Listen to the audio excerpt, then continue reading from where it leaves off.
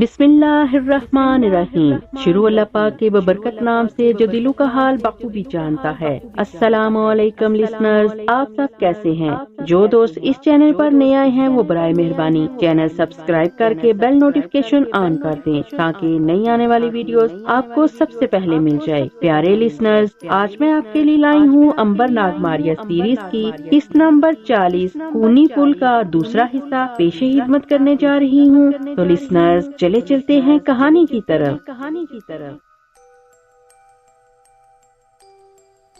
جب شکنتلا نے آواز سنی تو بڑی حیران ہوئی کہ یہ دروازہ کون کھٹکھٹا رہا ہے، مگر وہ چپکی ہو کر بیٹھی رہی۔ ماریا کا ہاتھ تھک گیا۔ اس نے سوچا کوئی دوسری ترکیب لڑانی چاہیے۔ اس نے زمین پر سے ایک پتھر اٹھایا اور ایک دوسرے سپاہی کے سر پر پورے زور سے دے مارا۔ سپاہی چکرا کر بے ہوش ہو گیا۔ دونوں سپاہیوں نے اپنے ساتھی کے سر سے خون نکلتے اور اسے چکرا کر زمین پر گرتے دیکھا تو تعجب سے ایک دوسرے کو دیکھ کر بولے، یہ تم نے پتھر مارا کیا؟ میں نے کہاں مارا، میں تو تمہارے سامنے بیٹھا ہوں، پھر یہ پتھر اس کے سر پر کہاں سے آن لگا؟ ماریا نے دوسرا پتھر دوسرے سپاہی پر دے مارا۔ وہ اٹھ کر کھڑا ہو گیا اور اس نے تلوار کھینچ لی۔ ضرور یہاں کوئی بھوت آ گیا ہے، مگر میں ڈروں گا نہیں، میں بھوت کا مقابلہ کروں گا۔ دوسرے سپاہی نے بھی تلوار نکالی اور آواز بلند کر کے کہا، اے بھوت، میں بھی تجھ سے نہیں ڈرتا، تو اگر مرد ہے تو سامنے آ جا۔ ماریا ہنس پڑی۔ اگر وہ مرد ہوتی تو ضرور ان کے سامنے آ جاتی، لیکن سامنے آنا اس کے بس کی بات نہیں تھی۔ سپاہی تلواریں کھینچے دیوار کے ساتھ لگ کر کھڑے تھے اور مشعل کی روشنی میں آنکھیں پھاڑ پھاڑ کر دیکھ رہے تھے۔ ان کو ڈر بھی لگ رہا تھا، وہ ظاہر نہیں کر رہے تھے۔ ماریا نے ایک طرف سے آ کر ایک سپاہی کی کلائی پر اس زور سے ہاتھ مارا کہ اس کے ہاتھ سے تلوار چھوٹ کر دور جا گری۔ سپاہی جلدی سے تلوار کی طرف بڑھا، لیکن اس سے پہلے ماریا نے لپک کر تلوار زمین سے اٹھا کر اپنے ہاتھ میں پکڑ لی۔ تلوار ماریا کے ہاتھ میں آتے ہی غائب ہو گئی۔ سپاہیوں نے تلوار کو گم ہوتے دیکھا تو وہ گھبرا گئے، کیونکہ تلوار اب بھوت کے ہاتھ میں چلی گئی تھی اور کوئی معلوم نہیں کہ کب ان کے سروں پر چل پڑے۔ ایک سپاہی نے کہا، میرے ساتھ لگ کر کھڑے ہو جاؤ، بھوت اب ضرور ہم پر حملہ کرے گا۔ جو ہی پیروں کی آہٹ آئے فوراً ہوا میں تلوار کا وار کرنا۔ دوسرے سپاہی نے ایسا ہی کیا۔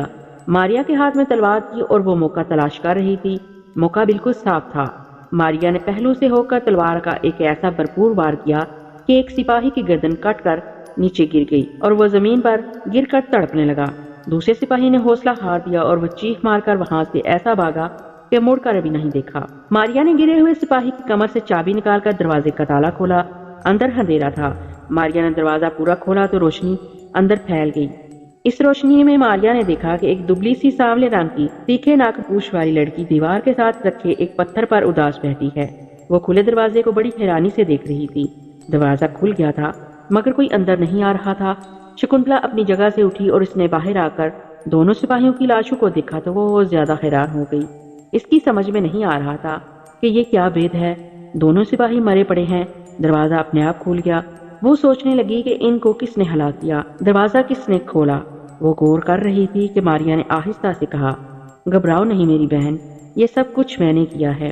آواز سن کر شکنتلا نے چونک کر ادھر دیکھا جدھر سے آواز آئی تھی۔ وہاں کوئی بھی نہیں تھا۔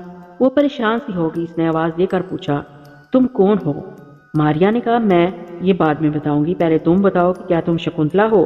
شکنتلا نے کہا، ہاں میرا نام ہی شکنتلا ہے۔ کیا تم امبر کو جانتی ہو؟ وہ میرا بھائی ہے۔ کہاں ہے میرا بھائی؟ ماریا نے کہا، میرے ساتھ آؤ، تمہارا بھائی تمہاری راہ دیکھ رہا ہے۔ شکنتلا نے پوچھا، مگر تم کون ہو؟ تم مجھے دکھائی کیوں نہیں دے رہی؟ کیا تم کوئی بھوت ہو؟ کیا تم کوئی جادوگر ہو؟ ماریا نے کہا، ان سب سوالوں کے جواب تمہیں جہاز پر چل کر مل جائیں گے۔ شکنتلا نے حیرت سے کہا، جہاز؟ کون سا جہاز؟ ماریا بولی، شکنتلا بہن، آخر تم ایک ہی سانس میں اتنے سارے سوال کیوں کر رہی ہو؟ تم میرے ساتھ چلو، تمہارے سارے سوالوں کے جواب مل جائیں گے۔ شکنتلا نے پوچھا، مجھے صرف اتنا بتا دو کہ امبر کہاں ہے۔ کہہ تو دیا ہے کہ وہ جہاز پر ہے، اگر تم اس سے ملنا چاہتی ہو تو میرے ساتھ آؤ۔ شکنتلا نے کہا، مگر یہاں تو رستے میں سارے محل پر پہرے لگے ہوئے ہیں، ہم کیسے باہر نکلیں گے؟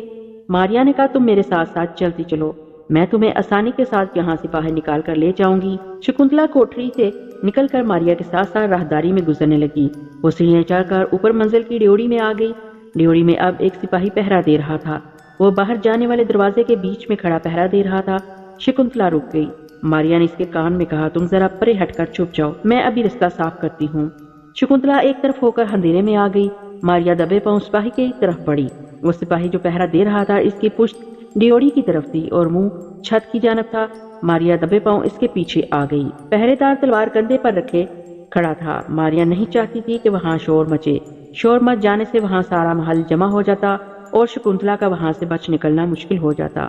मारिया चाहती थी कि किसी तरीके से सांप भी मर जाए और लाठी भी ना टूटे।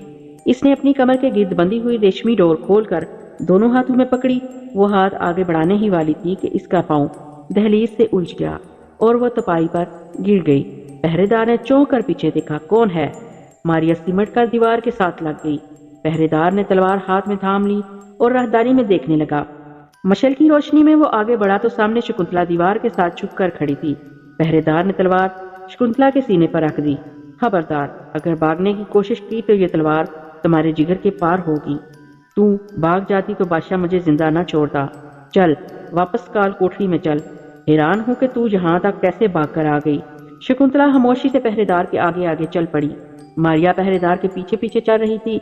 जो ही राहदारी में जरा अंधेरा आया, मारिया ने पीछे से लपक कर पहरेदार की गर्दन में रेशमी डोर डालकर एकदम 6-7 मरोड़ दे दिए। पहरेदार के हाथ से तलवार गिर पड़ी। वो दोनों हाथों से अपने गले की कसी हुई रस्सी को पकड़ने की कोशिश करने लगा, मगर रेशमी डोर इसकी गर्दन में घुपती जा रही थी।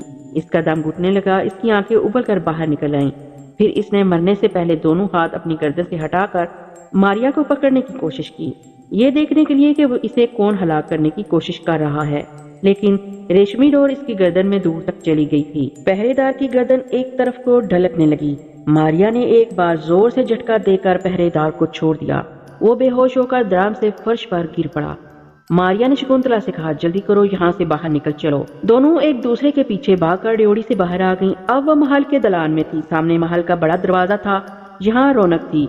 लोंडियां और गुलाम काम कर रहे थे, सिपाही भी चल फिर रहे थे।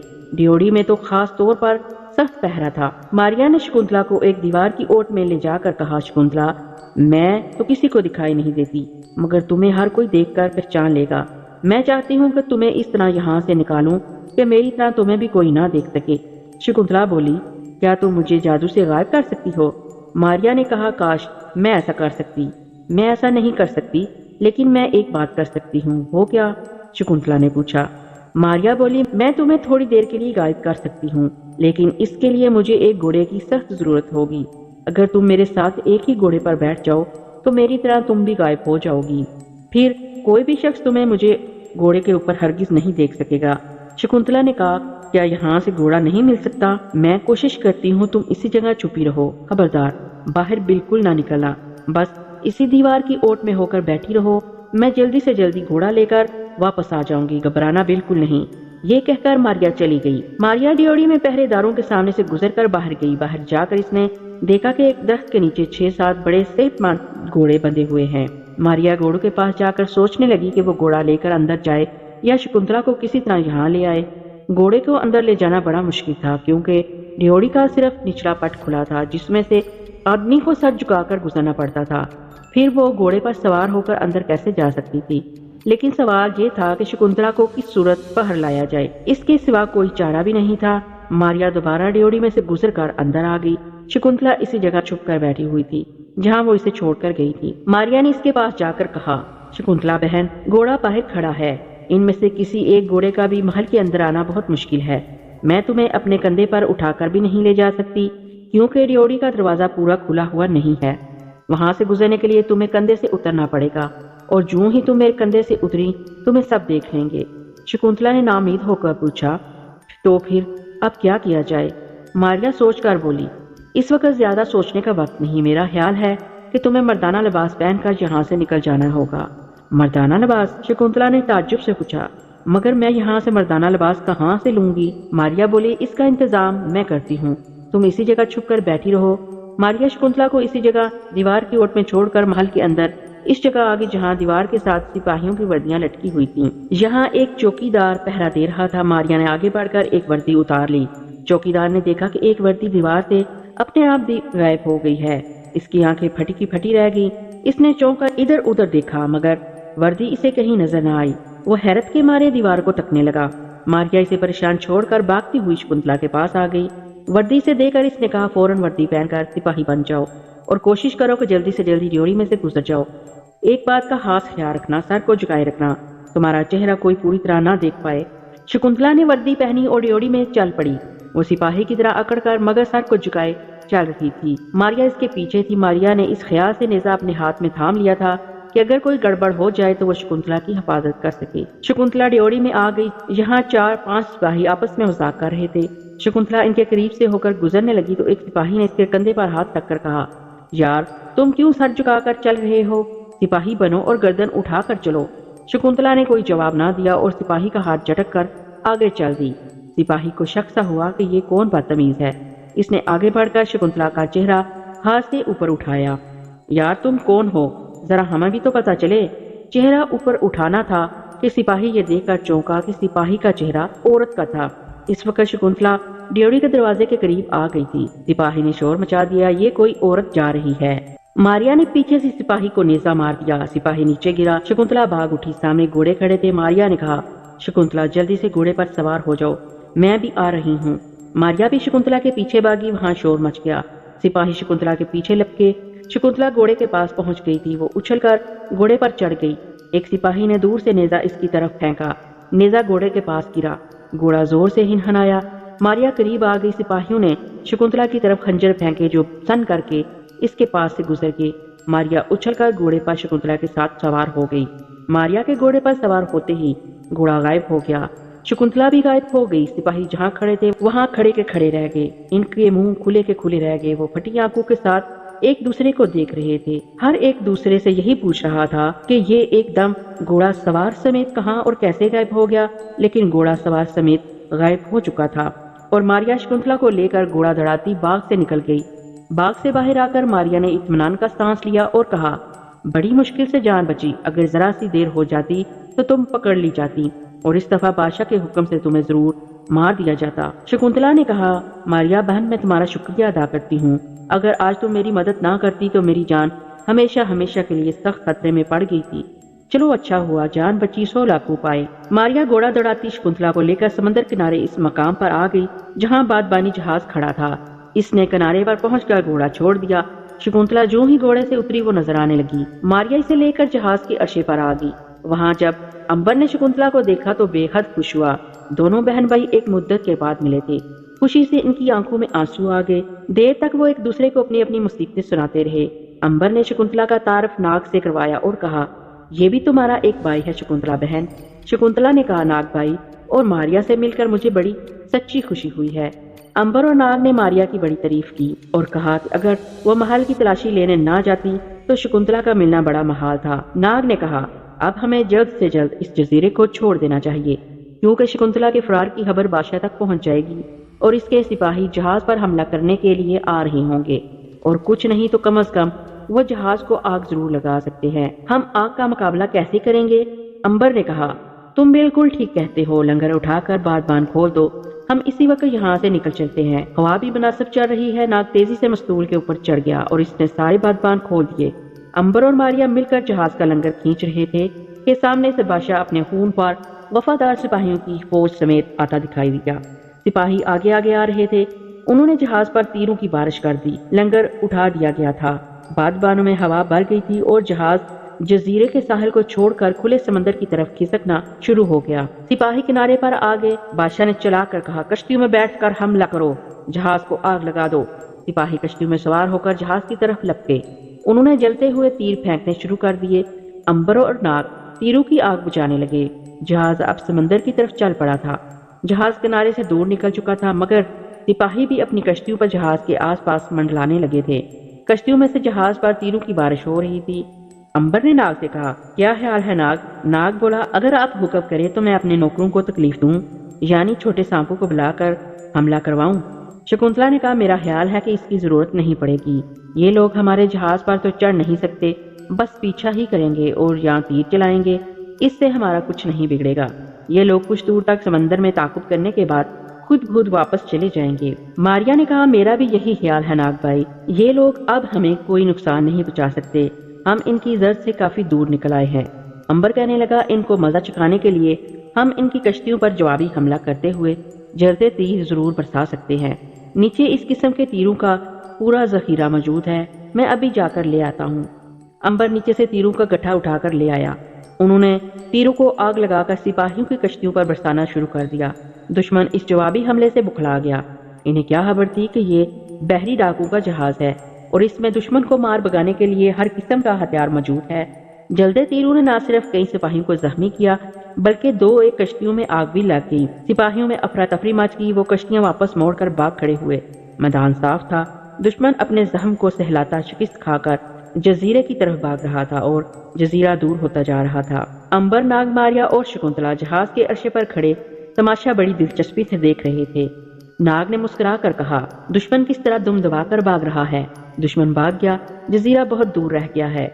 जहाज समंदर के बीच में आ गया। अंबर ने कहा, अब हमें नक्शे के मुताबिक जहाज के रुख को खास सिमत में डालना है ताकि हम हिंदुस्तान के साहिल पर पहुंच सके। मुझे बहरी कप्तान ने बताया था कि हम इस जजीरे से जहाज लेकर 2 रातें और 2 दिन समंदर में कुतबी सितारे के जुनूब की तरफ सफर करते रहें तो हिंदुस्तान के साहिल पर जा लगेंगे। ये लोग नीचे कैबिन में गए। वहां उन्होंने नक्शा देखा और इसके मुताबिक ऊपर आकर जहाज की चरखी को एक खास सिमत में घुमाया। बादबानों का रुख भी कुतबी सितारे की जानब कर दिया। हवा खूब चल रही थी और जहाज एक नपीतुली रफ्तार के साथ अपनी मंजिल की तरफ बढ़ रहा था। चारों बहन भाई जहाज के अर्शे पर बैठे बातें कर रहे थे। अंबर ने कहा, शकुंतला बहन ने बहुत मुसीबतें और तकलीफें उठाई हैं। ये आज एक मुद्दत के बाद अपने घर वापस जा रही है। हम इसे मुबारकबाद देते हैं। शकुंतला ने कहा, अंबर भाई, मैं आपका सबसे ज्यादा शुक्रिया अदा करती हूँ क्योंकि ये आपकी ही मदद है जिसने मेरा हौसला बुलंद रखा और मैंने हर मुसीबत पर फतह हासिल की। नहीं तो मैं अकेली कुछ नहीं कर सकती थी। जहाज इसी तरह दिन रात सफर करता रहा। ये इन सब की खुशकिस्मती थी कि वो बड़ी दुरुस्त सिमत में सफर कर रहे थे। चुनाचे इसका नतीजा ये निकला कि पूरी 2 रातें और 2 दिन सफर करने के बाद इन्हें दूर से हिंदुस्तान का साहिल दिखाई देने लगा। सबके चेहरे खुशी से खिल उठे। शकुंतला का चेहरा सबसे ज्यादा खिला हुआ था। वो अपने घर जा रही थी। आसमान बड़ा रोशन था। नीले आसमान पर सूरज और स्याह काले समंदर के पानी पर धूप चमक रही थी। अंबर, नाग, मारिया और शकुंतला जहाज के अर्शे पर खड़े बड़े शौक से हिंदुस्तान के साहिल को करीब आता देख रहे थे। इन्हें कुछ खबर नहीं थी कि ये साहिल हिंदुस्तान के किस हिस्से का है। ये तो वो जानते थे कि ये हिंदुस्तान का जनूब मशरकी साहिल है और शकुंतला का शहर भी इसी हिस्से में था। जहाज आहिस्ता आहिस्ता किनारे की तरफ बढ़ रहा था। किनारे पर वही नारियल और पाम के दरख्त के झुंड थे। शदाब, हरे भरे दरख्त सफेद धूप में चमक रहे थे। आसमान पर मुर्गाबियां प्रवास कर रही थी। नाग ने शकुंतला से पूछा, क्या तुम इस साहिल को देखकर कुछ अंदाजा कर सकती हो कि हम किस इलाके में हैं? शकुंतला ने कहा, मैं कुछ भी अंदाजा नहीं लगा सकती क्योंकि मैं कभी शाही महल से बाहर नहीं निकली थी। वैसे ये मुल्क मेरा ही है, यानी हिंदुस्तान ही है और इसका जनूब मशरकी हिस्सा है। अंबर कहने लगा, ये तो हमें भी मालूम है। खैर, किनारे पर जाकर असर हालात का इल्म हो जाएगा। मेरा ख्याल है हमें जहाज किनारे से दूर ही खड़ा करना चाहिए क्योंकि हो सकता है किनारे पर पानी गहरा ना हो। मारिया ने कहा, हमें चाहिए कि हम ऊपर की तरफ जाकर कहीं किनारे पर लगे क्योंकि शकुंतला के बाप की रियासत हिंदुस्तान के शमाल मशरक में है। क्यों शकुंतला, मैं ठीक कह रही हूँ क्या? शकुंतला ने कहा, बिल्कुल शमाल मशरक में नहीं, जहाँ तक मुझे याद है वो जनूब मशरक के ऊपरी हिस्से में है। अंबर ने कहा, बहरहाल किनारे पर उतरकर सब कुछ मालूम हो जाएगा। अंबर ने नाग के साथ मिलकर जहाज के बादबान लपेट दिए। अब जहाज बड़ी सुस्त रफ्तार के साथ किनारे की तरफ बढ़ रहा था। किनारे से कुछ ही दूर जहाज रुक गया और समंदर की लहरों पर डोलने लगा। अंबर ने ऐलान किया, लंगर फेंक दिया जाए। जहाज का लंगर फेंक दिया गया। लंगर समंदर की तह में जाकर पत्थरों में गड़ गया। इसके साथ ही जहाज ने डोलना बंद कर दिया। कश्ती समंदर में उतार दी गई। इस कश्ती में शकुंतला, अंबर और मारिया बैठ गए। नाग को उन्होंने जहाज पर ही छोड़ दिया। इसने उतरने के लिए बहुत जोर लगाया मगर अंबर ने कहा, नाग, पहली बार मारिया जहाज पर अकेली रही थी, अब तुम्हारी बारी है। फिक्र ना करो, तुम्हें कोई कुछ नहीं कहेगा। तुम इनकार भी नहीं कर सकते। बस अब इस वक्त तो तुम ही जहाज की पहरेदारी करोगे जब तक हम ये मालूम करके वापस नहीं आ जाते कि हम किस जगह पर हैं। नाग अब क्या कर सकता था? वो अंबर की इज्जत अपने बड़े भाई से भी बढ़कर करता था। मजबूरन वो जहाज पर पहरेदारी के लिए रुक गया। शकुंतला, अंबर और मारिया कश्ती में सवार होकर किनारे की तरफ रवाना हो गए। किनारा वहां से बमुश्किल 1 फरलांग के फासले पर होगा। कश्ती समंदर के स्याह पानियों में बड़े सुकून के साथ चली जा रही थी। छोटी छोटी मछलियां करीब आकर वापस भाग जाती। कश्ती किनारे के साथ लग गई। अंबर ने कश्ती को रेत पर खींचकर झाड़ियों में छुपा दिया। जजीरे का ये साहिल बेआबाद था। उन्होंने इससे पहले इस किस्म के जाने कितने साहिल देखे थे, बस ये साहिल भी ऐसा ही था। سب سے پہلی بات وہ یہ پتہ کرنا چاہتے تھے کہ وہ اگر ملک ہندوستان میں ہیں تو اس ملک کے کس علاقے میں ہیں۔ اتنا انہیں جاپان میں ہی پتہ چل گیا تھا کہ ہندوستان میں چندر گپت کی حکومت ہے اور اتر اس کا دار حکومت ہے، جہاں ملک ملک کے سفیر موجود ہیں۔ یہ بھی مشہور تھا کہ چندر گپت ایک انصاف پسند راجا ہے اور اس کے ملک میں رعایا بڑی خوشحال ہے۔ ساحل کی ریت پر چلتے ہوئے وہ درختوں کی طرف بڑھے۔ دلچسپ بات کہ ریت پر شکنتلا اور امبر کے پاؤں کے نشانوں کے ساتھ ساتھ ماریا کے پاؤں کے نشان بھی پڑ رہے تھے اور وہ نظر نہیں آ رہی تھی۔ گیلی ریت پر اپنے آپ پاؤں کے نشانوں کی لکیریں پڑتی چلی جاتی۔ امبر نے مسکرا کے شکنتلا سے کہا، شکنتلا بہن، اگر کوئی یہ تماشا دیکھے کہ انسان نظر نہیں آ رہا اور اس کے پاؤں کے نشان پڑتے جا رہے ہیں تو چیخ مار کر بھاگ جائے گا۔ شکنتلا نے کہا، ہاں یہ تو بڑا عجیب تماشا ہے۔ ماریا بولی، میں خود بھی اپنے پاؤں کے نشانوں کو دیکھتی ہوں تو حیران ہو جاتی ہوں، مگر کیا کروں، اس مصیبت سے خدا جانے کب چھٹکارا ملے گا۔ میں تو غائب رہ رہ کر تنگ آ گئی ہوں، دل چاہتا ہے کہ ابھی ظاہر ہو کر چلوں پھروں، مجھے بھی تم لوگ دیکھو اور مجھ سے ہنس ہنس کر باتیں کرو۔ اب ہوتا یہ ہے کہ تم لوگ کسی دوسری طرف منہ کر کے مجھ سے باتیں کر رہے ہوتے ہو اور مجھے بڑا صدمہ ہوتا ہے۔ امبر نے کہا، ایسی کوئی بات نہیں ماریا بہن، ہم تم سے اتنا ہی پیار کرتے ہیں جتنا پیار کہ ایک بھائی اپنی بہن سے کر سکتا ہے، اور پھر غائب ہو کر زندگی بسر کرنا تو ایک بڑا ہی دلچسپ کام ہے۔ اگر میں تمہاری طرح غائب ہو سکتا تو کبھی واپس ظاہر ہونے کی خواہش نہ کرتا۔ ماریا نے آہ بھر کر کہا، بس اسی طرح دل بہلا لیتی ہوں۔ ویسے خدا کا شکر ادا کیا کرو کہ تم غائب نہیں ہو، بلکہ لوگوں کی نظروں کے سامنے چلتے پھرتے نظر آتے ہو۔ وہ باتیں کرتے کرتے درختوں کے جھنڈ کے پاس پہنچ گئے۔ یہاں زمین پر لمبی لمبی گھاس اگی ہوئی تھی، ارد گرد کوئی آبادی نہیں تھی۔ امبر نے کہا، شاید یہ علاقہ بے عباد ہے، ہمیں ذرا آگے جا کر جہاز کا لنگر ڈالنا چاہیے تھا۔ ماریا بولی، ادھر تو آبادی کا کوئی نام و نشان نہیں۔ شکنتلا بولی، میرا خیال ہے ہمیں اب بھی آگے چلنا چاہیے، کیونکہ ادھر تو نہ کوئی انسان دکھائی دیتا ہے اور نہ کوئی رستہ نظر آتا ہے جس پر چل کر آدمی کسی جھوپڑی تک پہنچ جائے۔ وہ واپس جہاز پر جانے کا سوچ ہی رہے تھے کہ انہیں ایک جانب سے درختوں میں دھواں اٹھتا نظر آیا۔ امبر نے کہا، یہ دھواں کہاں سے اٹھ رہا ہے؟ میرا خیال ہے وہاں ضرور کوئی چھوٹی بستی ہے، چلو وہاں چل کر معلوم کرتے ہیں۔ تینوں اس طرف چل دیے جدھر سے دھواں اٹھ رہا تھا۔ اب انہیں باتوں کی آواز بھی سنائی دینے لگی۔ وہ ذرا رک گئے اور دبے پاؤں آگے بڑھنے لگے۔ دھواں جھاڑیوں کے ایک گھنے جھنڈ کے پیچھے سے اٹھ رہا تھا۔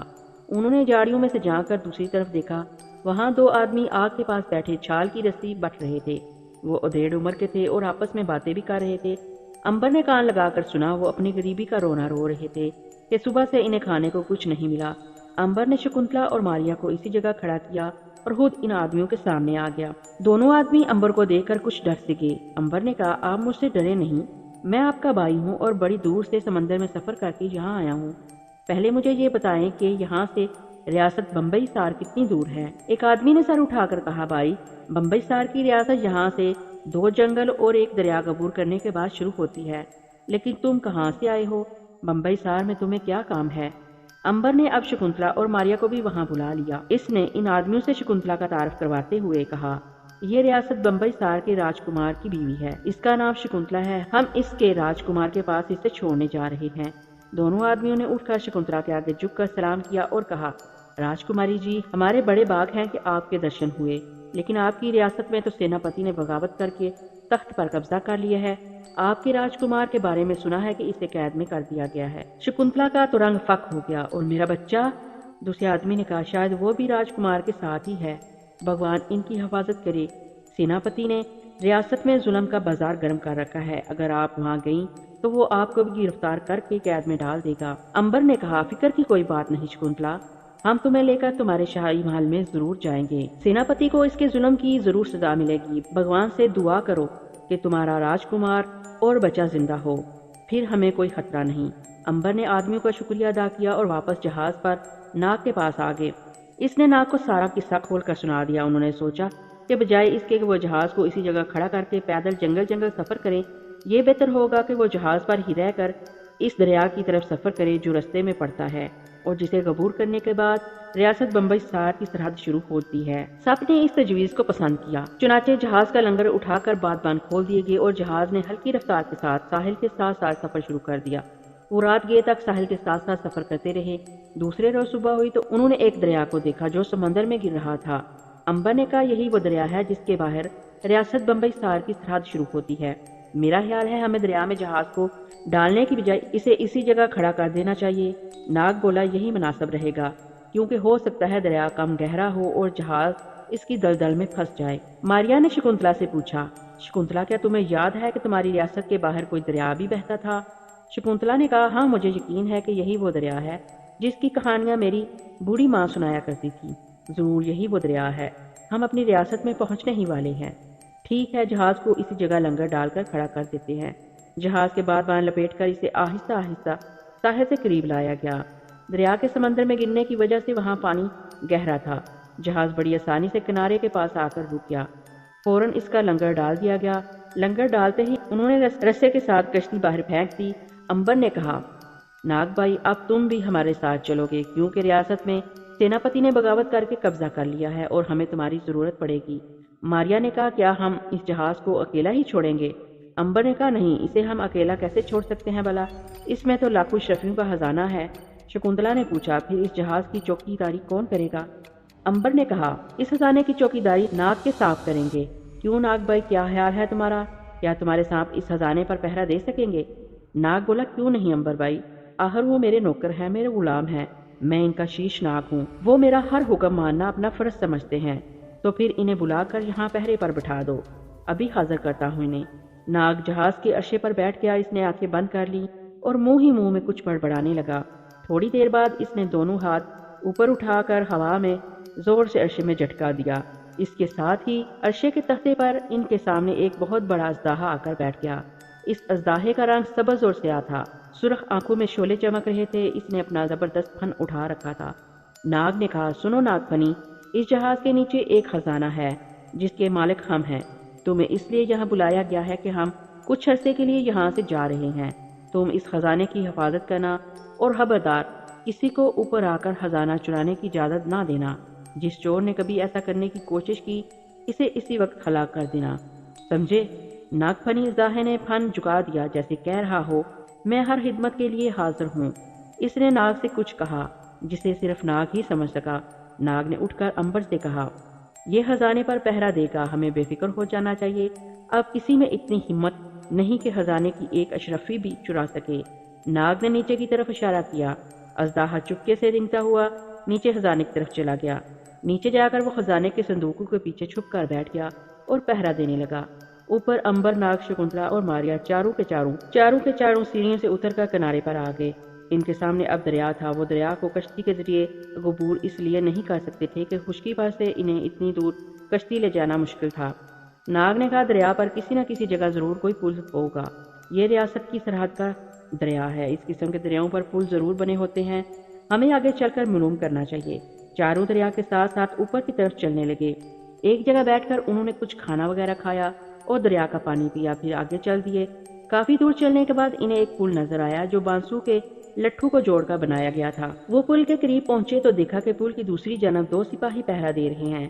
ناگ نے خیال ظاہر کیا کہ ہو سکتا ہے یہ سیناپتی کے سپاہی ہوں، اس لیے احتیاط سے آگے بڑھنا چاہیے۔ بات ٹھیک تھی، مگر پل عبور کرنا بھی بہت ضروری تھا۔ امبر نے کہا، شکنتلا اور ماریا کو ہم اسی جگہ چھوڑ کر خود جا کر معلوم کرتے ہیں کہ یہ سپاہی یہاں کیا کر رہے ہیں اور کیوں کھڑے ہیں۔ امبر اور ناگ پل پر آگے بڑھے۔ جب وہ سپاہیوں کے پاس پہنچے تو انہوں نے نیزے تان کر دونوں کو روک لیا۔ کون ہو تم اور کہاں جانا چاہتے ہو؟ امبر نے کہا، ہم مسافر ہیں، جڑی بوٹیوں کی تجارت کر کے اپنا پیٹ پالتے ہیں، ریاست بمبئی سار میں جڑی بوٹیاں لینے آئے ہیں، کیا ہمیں پل عبور کرنے کی اجازت مل جائے گی؟ ایک سپاہی نے کہا، کیا تم اکیلے ہو؟ ناگ بولا، نہیں، ہماری دو بہنیں ہمارے ساتھ ہیں۔ سپاہی ہنس کر بولا، پھر ان کو بھی ساتھ لاؤ، اکٹھے ہی پل عبور کرو، ہم تمہیں اجازت دیتے ہیں، تم پل کے پار جا سکتے ہو۔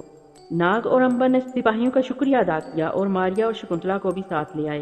سپاہیوں نے پوچھا، تم تو دو بہنیں کہہ رہے تھے اور یہ تو ایک ہی بہن ہے تمہاری، دوسری کہاں ہے؟ اصل میں امبر سے یہ غلطی ہو گئی کہ وہ بھول گیا تھا کہ دوسری بہن ماریا تو کسی کو دکھائی ہی نہیں دیتی۔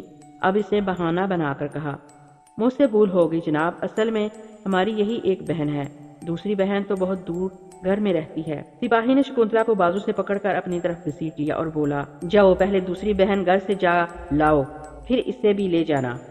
اس عورت سے تو میں شادی کروں گا، میں کنوارا ہوں، ایک مدت سے ایسی خوبصورت عورت کی تلاش میں تھا۔ ناگ اور امبر ایک دوسرے کا منہ تکنے لگے۔ ماریا ان کے قریب ہی کھڑی تھی۔ ایک سپاہی نے امبر اور ناگ کی طرف نیزہ تان کر کہا، بھاگو یہاں سے، ایک دوسرے کا منہ کیا دیکھتے ہو، چلو بھاگ جاؤ واپس اور دوسری بہن کو بھی لاؤ، اس سے میں شادی کروں گا، ہم دونوں کنوارے ہیں۔ وہ دونوں کہکا لگا کر ہنس پڑے۔ شکنتلا کو سپاہیوں نے ایک طرف بٹھا دیا۔ وہ بڑے اطمینان سے بیٹھی ہوئی تھی کیونکہ اسے اچھی طرح معلوم تھا کہ یہ سپاہی اپنی موت کو آوازیں دے رہے تھے۔ بھلا انہیں کیا ضرورت تھی ایسی گونڈا گردی کرنے کی، لیکن برا آدمی برائی سے باز نہیں آتا، اور جب تک اسے سزا نہ دی جائے اس کی سمجھ میں کچھ نہیں آتا۔